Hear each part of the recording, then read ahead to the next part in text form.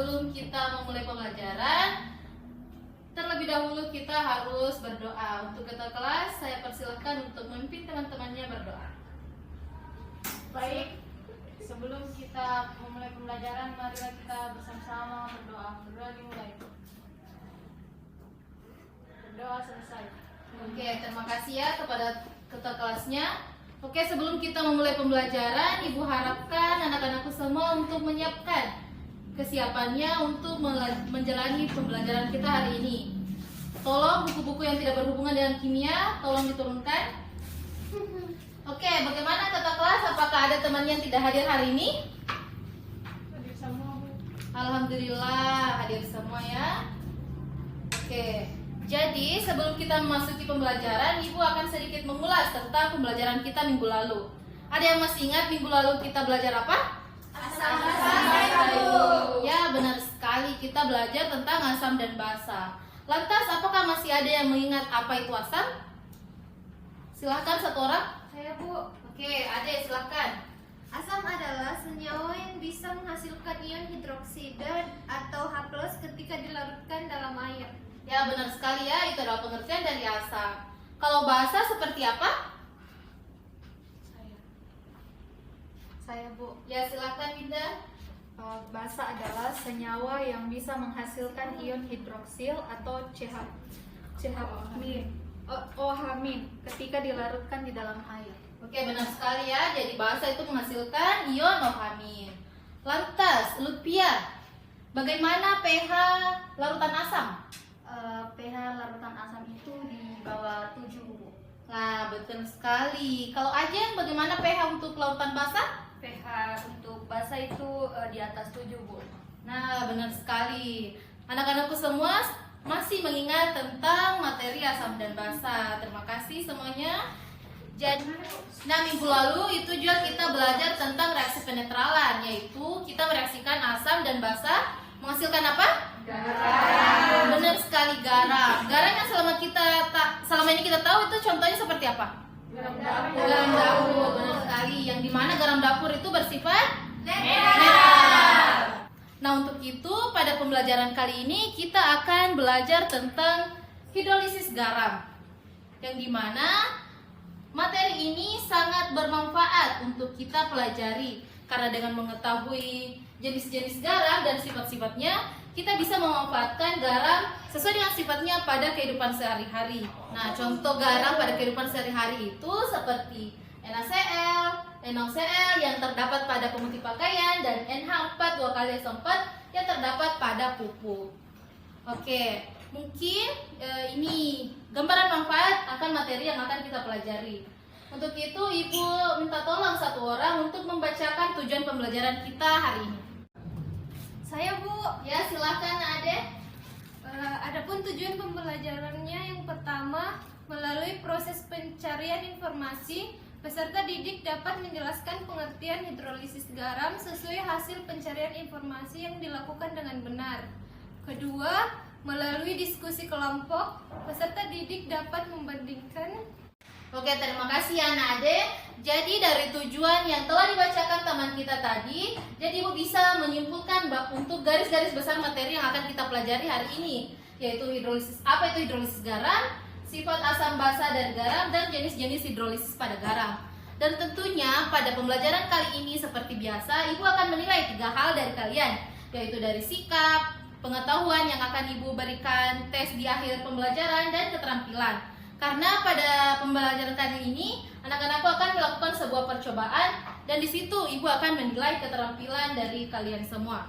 Oke, pembelajaran kali ini kita akan melaksanakannya dengan problem based learning, atau Ibu akan menyampaikan sebuah masalah untuk kalian yang kemudian akan diselesaikan secara kelompok. Bisa ya? Bisa, Bu. Selanjutnya Ibu akan membagikan LKPD beserta bahan ajar untuk kalian pelajari.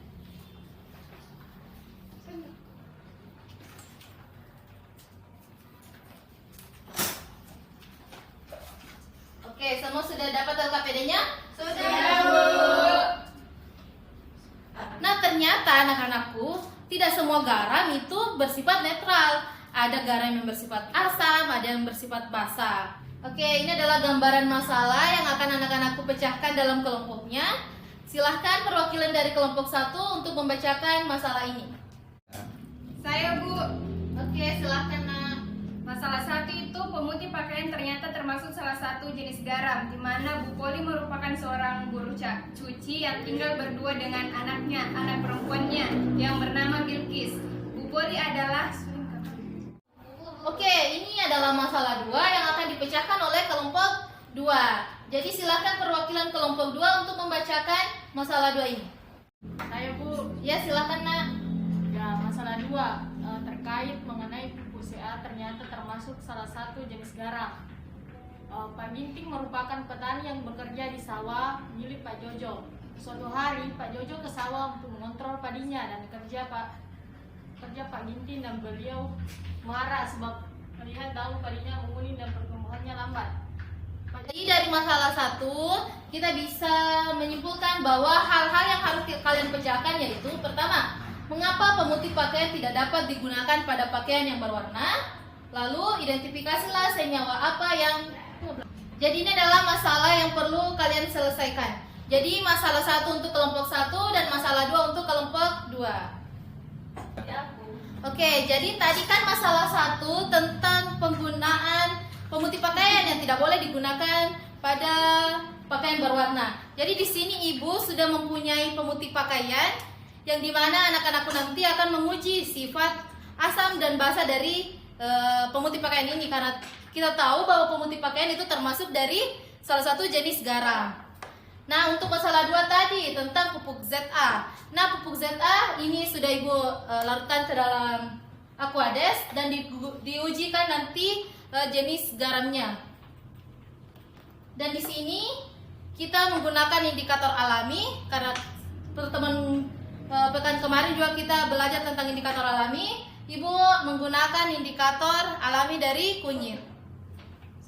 Oke, sekarang apakah anak-anakku sudah paham tentang masalah yang akan diselesaikan?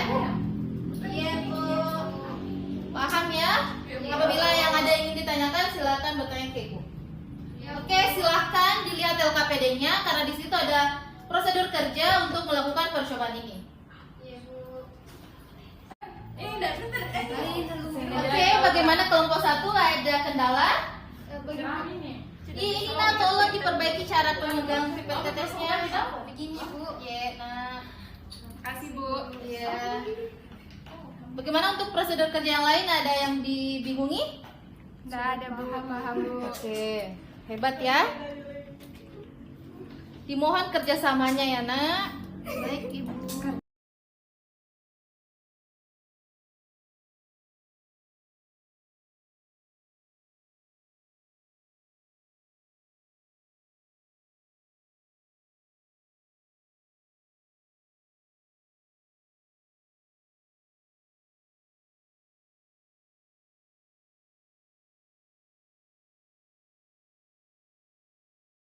Guys, supaya kelihatan nih perubahan warnanya. Iya, Sat. Tidak beda masalahnya guysnya ya. Kita itu pakai apa dulu?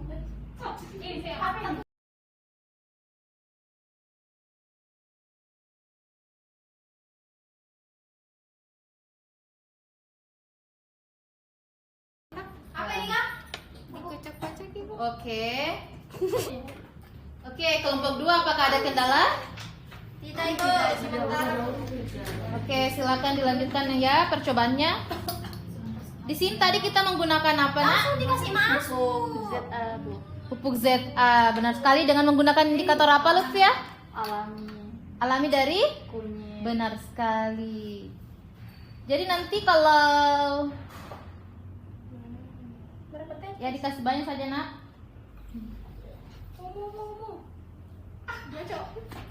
Kasih banyak ini.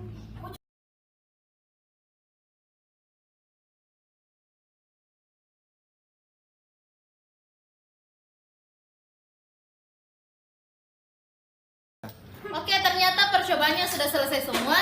Silahkan diisi jawaban Ananda pada lembaran LKPD yang sudah Ibu sediakan tadi ya. Baik, Baik, Ibu. Karena pada akhirnya nanti anak-anakku akan mempresentasikan hasil kerja dari kelompoknya. Oke? Oke, Ibu rasa waktu untuk berdiskusi sudah selesai. Bagaimana? Kelompok 1 apakah sudah selesai? Sudah, Bu. Kelompok 2? Sudah, Bu. Oke, silakan untuk pertama persentase perwakilan dari kelompok 1. Siapa yang mau mewakili? Saya, Bu. Oke, silakan Naikalda. Nomor baik jadi nomor pertama itu mengapa pemutih pakaian tidak dapat digunakan pada pakaian yang berwarna. Jawaban dari kelompok kami yaitu produk pemutih pakaian mengandung sekitar 5% NaOCl yang sangat reaktif yang dapat menghancurkan pewarna. Kemudian yang nomor 2 yaitu identifikasi senyawa apa yang terdapat pada pemutih pakaian dan tentukan sifat-sifat asam basa garam yang terdapat pada pemutih pakaian. Jadi dari kelompok kami mendapatkan bahwa senyawa yang terdapat pada pemutih pakaian NaOCl lewat percobaan yang kelompok kami lakukan membuktikan bahwa NaOCl adalah garam yang bersifat basa. 1, 2, 3. Jadi hidrolisis yang terjadi yaitu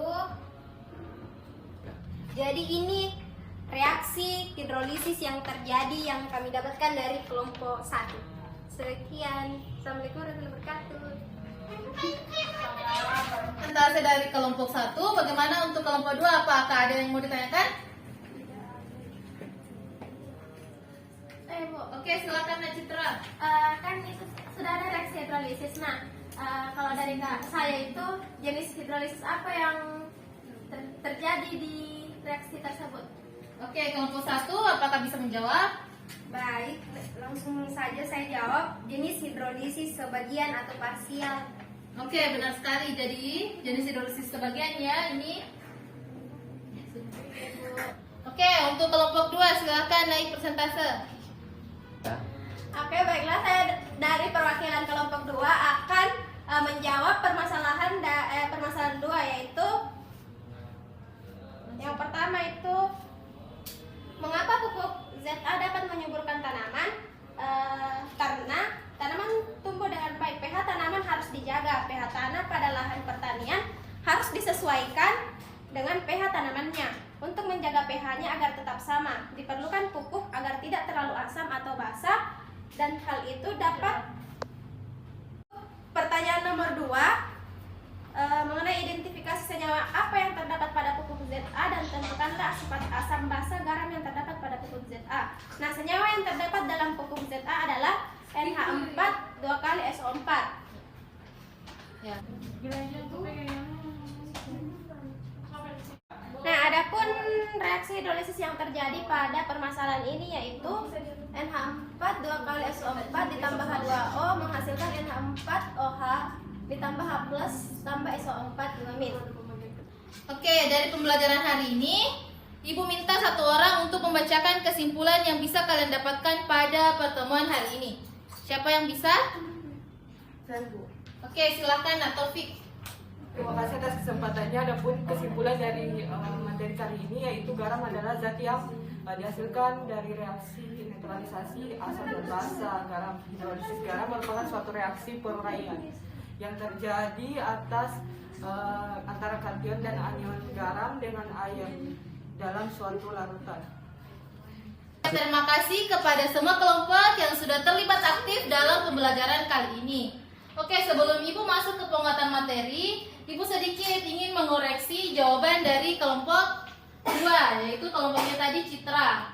Jadi ini baru hasil dari pereaksian NH4 2 kali SO4 yang ditambah dengan H2O.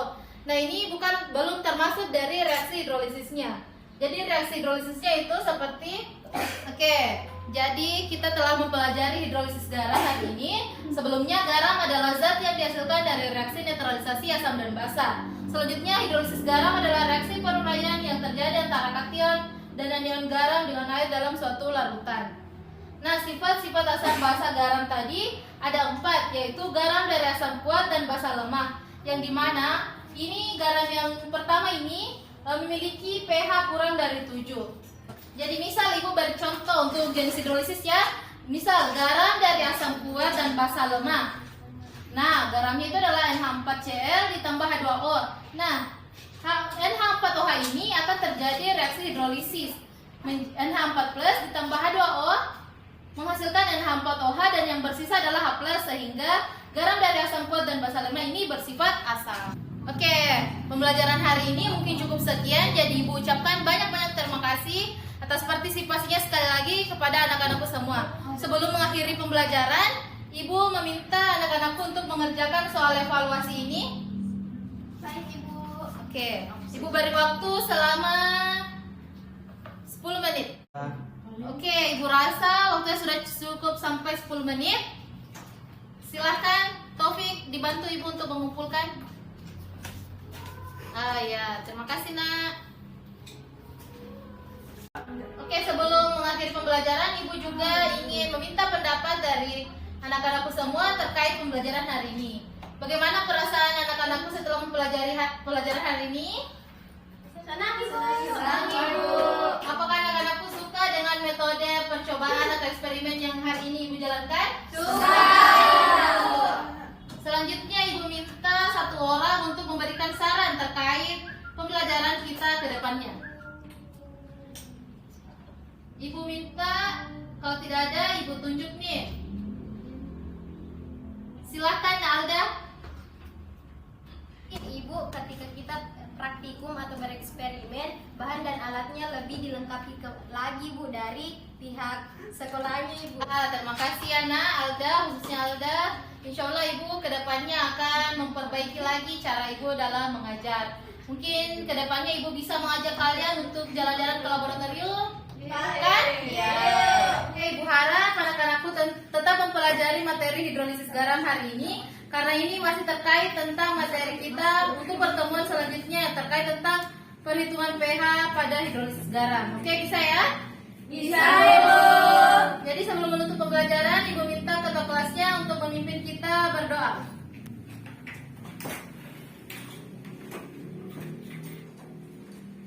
Baik, marilah kita